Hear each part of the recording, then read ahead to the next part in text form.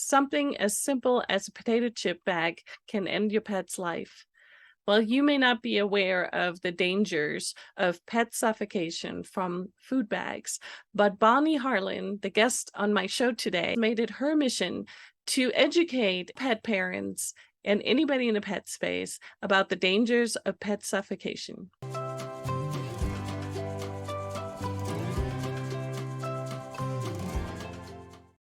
Hi, Bonnie. Welcome to People with Passion for Pets.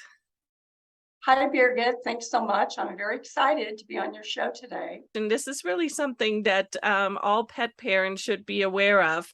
So I'm so glad that you have time to be on the show today. So we're talking about the dangers of pet suffocation in something as simple as a potato chip bag. I think sometimes they're referred to as Mylar bags. Maybe let's start out by talking a little bit about what specifically are the dangers of these food bags or Mylar bags. A lot of people haven't heard of pet suffocation before, and that's actually the problem because since most people have never heard of it, they don't know how they can prevent it from happening to their pets. It's actually very common. What happens is chip bags, snack bags, cereal bags, pet food bags, and a lot of them have a shiny mylar-like substance inside, kind of like a balloon. When a dog or a cat puts their head inside the bag looking for some crumbs or just being curious, the bag creates a vacuum-like seal around their neck. So as they start to breathe, the bag tightens, cutting off the oxygen. And this happens within minutes. A pet will asphyxiate in, 3 to 5 minutes. That's really just a very dangerous situation. But again, most people have never heard of it because who would think that an innocuous 9-ounce chip bag, could actually kill your pet in 2 or 3 minutes. But it happens, and it happens daily. So I know you've made it your mission to educate the public, primarily pet owners, but really anybody, to be aware of the dangers of Mylar bags. And so what are some of the things that we can do to prevent pets or wildlife from suffocating in these bags? Well, that's the good news because you can take steps to prevent it. You just have to be vigilant. And there are a few really important things that you can do, and they're very simple. So you want to cut up all of these type bags. So take a pair of scissors, cut up the bags, whether it's the chip bag, the cereal bag, a cereal box, pet food bag, whatever. Cut it up, dispose of them properly. I really recommend people serve their snacks and so forth in glass bowls or containers, as opposed to leaving a chip bag out on the counter and letting people get the snacks from that. You also want to store your food and things like that high up in your pantry, out of reach of your pet. Advise people to do is keep your trash can, especially in the kitchen, safely secured. You want to put it behind a cabinet if you can, or have a lock on it, because how many times have we seen a pet nose around into a trash can? I also recommend educate your family and your friends, anyone that comes into contact with your pet, about pet suffocation. So maybe it's a dog walker or a house sitter or a babysitter, your kids especially, because they tend to get very distracted and not think about, leaving a food bag out on the coffee table and going and playing in the next room. Really, anyone you come in contact with that's going to be around your pet, this is dangerous. It looks innocent, but it's not. And it happens very quickly, whether you're home or not. And that's a very key important fact. It's really something that you want to spread the word about. It's easy to control our own environment, our household, and you made some great points there with how to store the potato chip bags higher up in the pantry. Make sure you cut them up before you throw them away. Serve your chips and other snacks in glass bowls so that, you're not leaving the chip bags out on the counter for the dog to get into. But one of the things that went through my mind as I was listening to you is that, it's so easy for trash to just flow into my yard, right? I have a large yard. My dogs are out there. So I think one of the things that I noticed on your website is that you have some pamphlets, or I think they're called infographics, that people can download, and they can either print them or they are able to share them on a bulletin board or hand them out to their veterinarian or their groomer.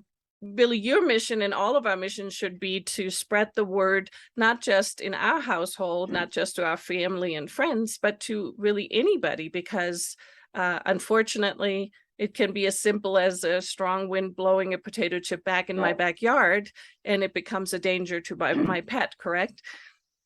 Exactly. So one family, a construction crew had been at their house and they left it in the yard. And in another family, it had blown into their yard from a neighbor. And so those are the kinds of things you can't prepare for, right? You can definitely tell a construction crew, hey, please be careful. But a random bag that ends up in your yard, don't have any control over it. And as we all walk around the city and in nature and streets and parks and so forth, trash is everywhere, right? Now, people will say to me, well, Bonnie, I don't own a dog or cat, so why do I need to do this? And I tell them, because you want to protect the wild dogs, the feral cats, stray animals, and any wildlife that are out there, because they don't typically have anyone nearby to grab a bag off their head or pull a container off their nose. When you take these steps and you use them in the outside world too, you're going a long way to helping, the planet's pets. And we're all responsible for that. Yes. Yeah. And there again, if these potato chip bags end up in a landfill, and then, whether or not it's a stray dog or a cat or a wildlife like a deer or some, any animal can have the same fate as your pet at home, sticking their head into the potato chip bag, hoping to get a little bit of food out of it, and then ending up suffocating. I also suggest to people, when you're camping, hiking, you're at the beach, anything like that, take the extra time to, pack your material out, cut it up, dispose of it properly. So, we can be responsible people, elsewhere. And when you are at home, not only do you need to check your house, every time I leave my house, I look around. Is there something here that can hurt my dog?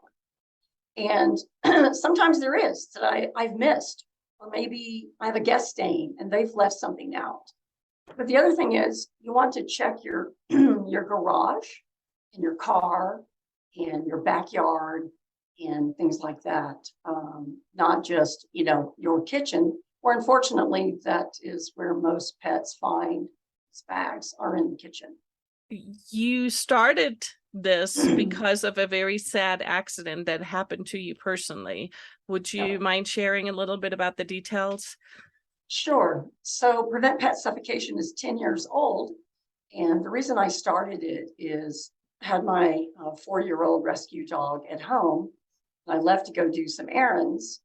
When I came back, 45 minutes later, when I walked into the house, my dog Blue wasn't there to greet me, which was obviously very unusual.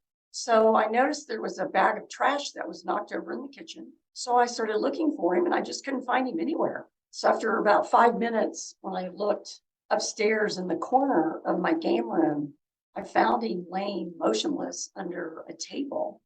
And he wasn't moving, but he had a Cheetos chip bag over his head. Mm.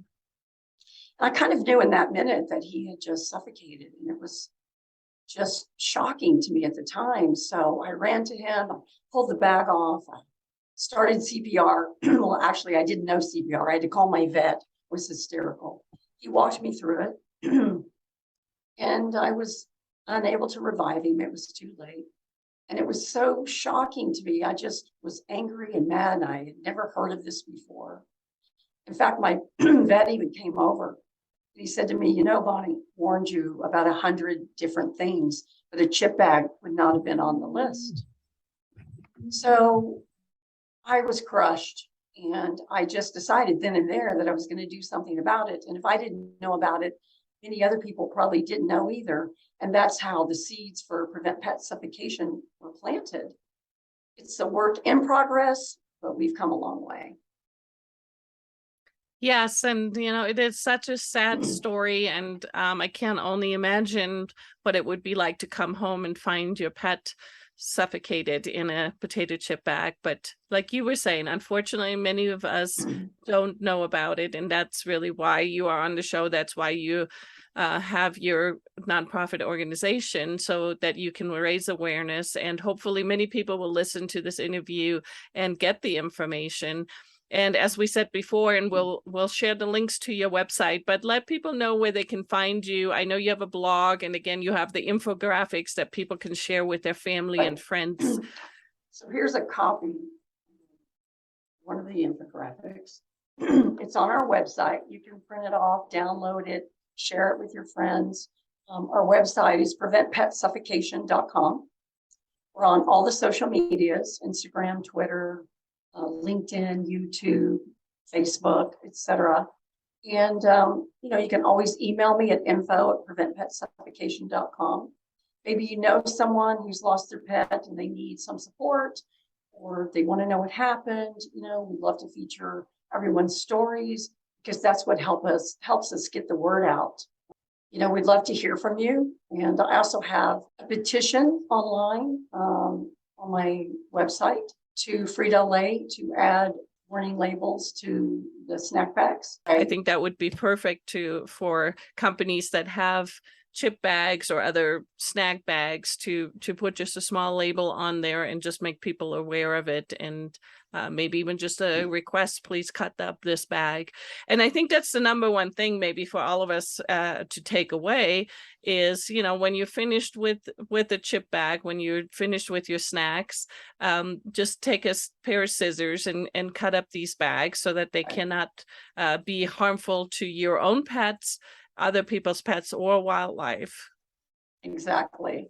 It's a simple thing, but the pet you save can be your own. Well, Bonnie, this is some great information. And of course, we are going to be sure to share your links with our audience and make sure that people can easily find you. Now, you're a nonprofit organization. Correct. I'm sure that you can use help other than just spreading the word. There's obviously some financial things. So let us know, how can we be involved in your organization? How can we help your cause? Well, we do have a donate link on our Facebook page and our website. And, every donation does go directly to the organization for our mission. I'm a small nonprofit. Well, thank you again for the work that you do. Well, thanks, Birgit. I really appreciate it. It was great being here. Thank you. Thank you. Have a great day. Okay. Thank you. If you found value and interesting information in today's episode of People with Passion for Pets, then you will also love our other interviews in season 2. So I'll go ahead and I'll share that playlist for you right over here. And until next time, keep your paws on the road.